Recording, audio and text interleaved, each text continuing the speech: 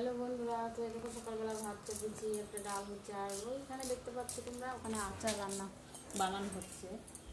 তো সকালবেলাতে দেখো আচার বানাতে লেগেছি। এই দেখো আমের আচার। তোমরা কে কে খেতে পছন্দ করো আমের আচার? দেখো কালারটা দেখেছো? তো দেখো তোমরা কে কে আমের আচার খেতে ভালোবাসো আমাকে কমেন্ট করে জানিও ভালো লাগলে।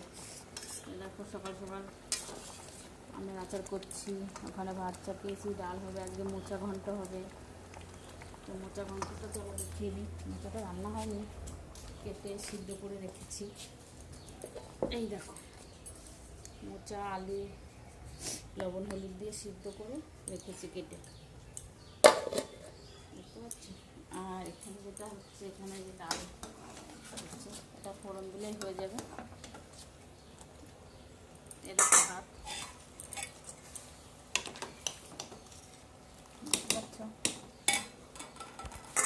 আজকে রান্না ডাল ভাত মোচা ঘন্ট পটল ভাজা। পটলটা এখনো কাটা হয়নি, এই দেখো পটলটা রয়েছে। টাটা।